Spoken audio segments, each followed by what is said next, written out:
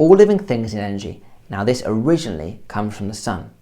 Producers can take that energy that's from the sun and convert it into food and store it in their cells.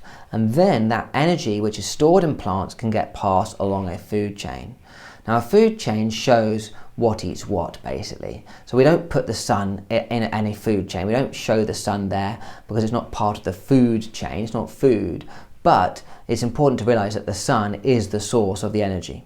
Here is a typical food chain. We've got grass, grasshopper, frog and bird.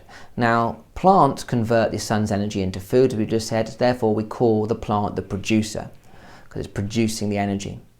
The arrow indicates where the energy is going. So that's what the arrows show in a food chain. It shows the energy flow. Each stage in a food chain is called a trophic level.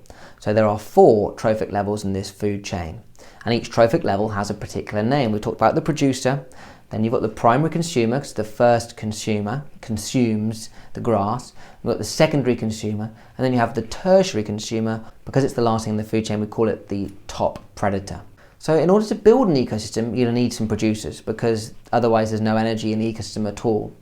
You'll need some consumers, because they eat the producers. And then you also need some decomposers, because at some point those producers and consumers are going to die, and that energy needs to be recycled, and those organisms need to be broken down, and it all needs to be cycled round again. So we need bacteria and fungi, because those are decomposers. And then the other thing you need to form an ecosystem is a physical environment, so all the non-biological components, the water, the soil, the temperature, etc.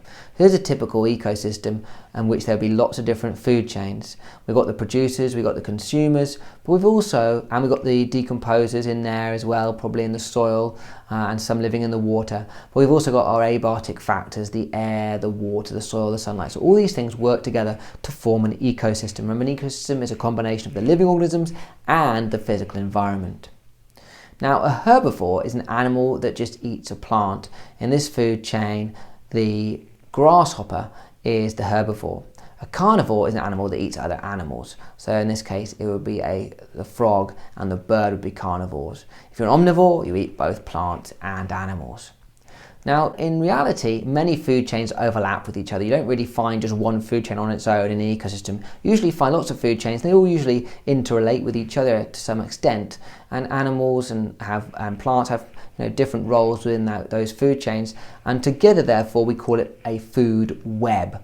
Now, food webs can get quite complicated, and you need to be able to interpret them. And you also need to be able to suggest what would happen if certain organisms died, and what the knock-on effects would be. So for example, if the sea ducks were removed from this food web, then various effects would happen. So for example, the bald eagle has to eat more fish, which means there is less food for the ospreys, and so their numbers may decrease. Or you could say that there are more bivalves for the herbivorous ducks and tundra swan to eat, and so their numbers may increase. So there's a couple of different things and different ways you could look at a food web, but you need to be able to say what would probably happen, what the knock-on effects would be if an animal became extinct.